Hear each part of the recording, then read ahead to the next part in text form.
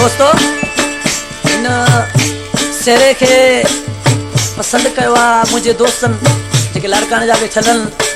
भाऊ अता महमद भट्टी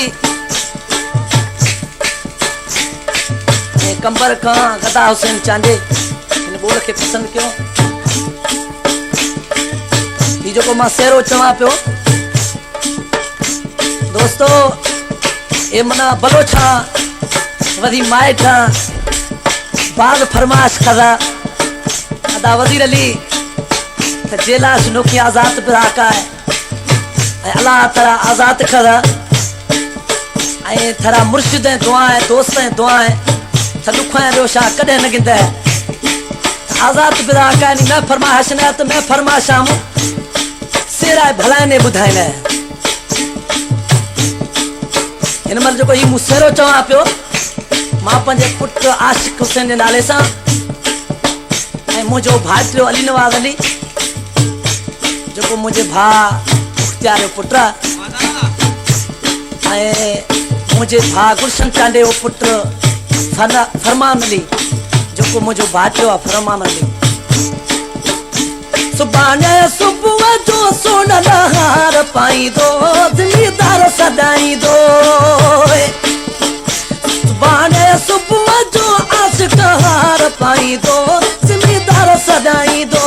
ज़मींदार सदाई दो बाहर घुराई दो ज़मींदार सदाई दो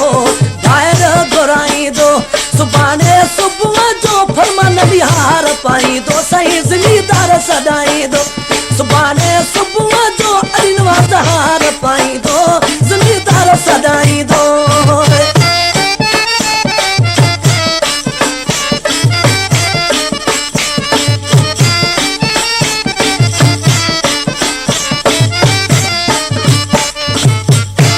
मोड़त अली नवाज के हथन सा पराया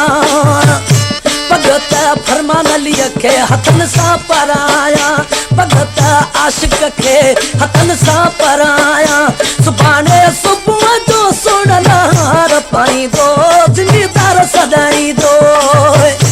सुबाने सुबुह जो आशिक हार पाई दो सही ज़मींदार सदाई दो ज़मींदार सदाई दो सोट घुराई दो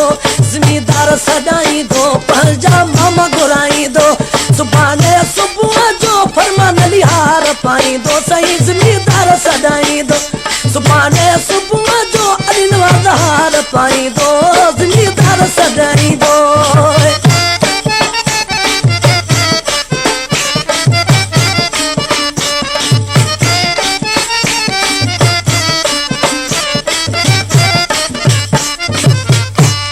जो को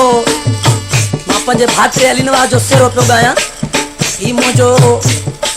ॾाॾे जो नालो रखियो वियो अली नवाज खान वो भगत अली नवाज के हथन सां पराया